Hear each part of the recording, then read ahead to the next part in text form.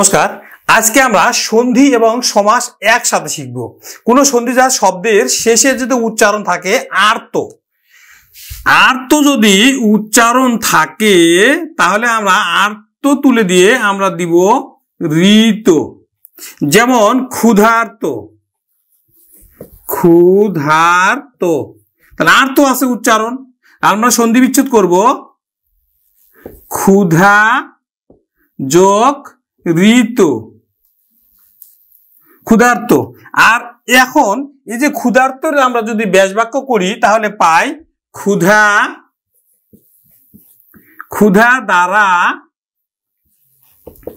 এই আর্তই থাকবে, ক্ষুধা দ্বারা ক্ষুধার্ত তৃতীয়া তৎপুরুষ সমাস।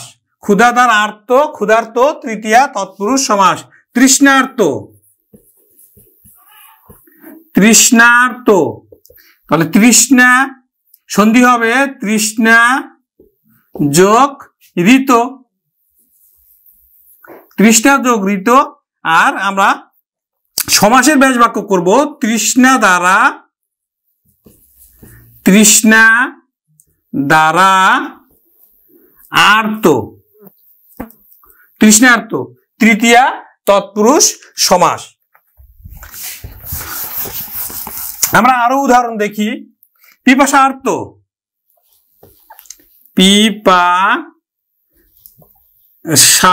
পিপাসার্ত, তাহলে পিপাসা যোগ ঋত হবে ঋত। আর ব্যাস বাক্য হবে পিপাসা দ্বারা আর্ত তৃতীয়া তৎপুরুষ সমাস। বেদনা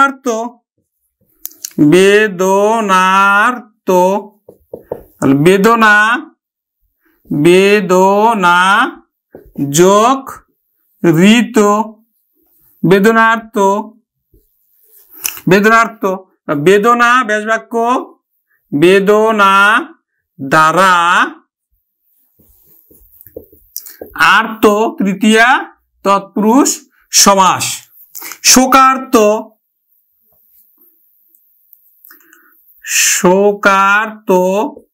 মানে শোক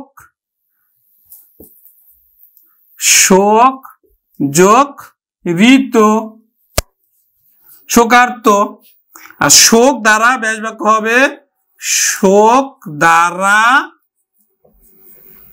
আর্ত তৃতীয়া তৎপুরুষ সমাস। আমরা আরো দুই একটা উদাহরণ দিয়ে শেষ করব।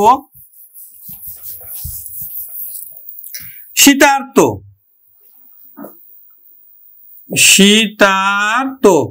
তাহলে শীত যোগ ঋত,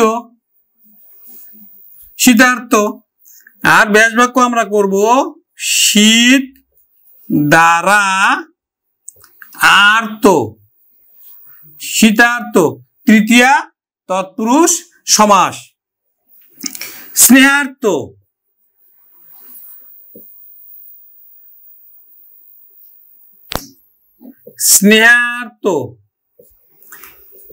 সন্ধি হবে স্নেহ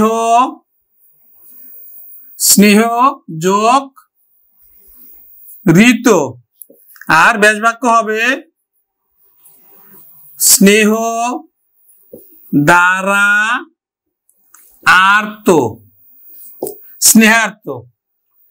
নমস্কার।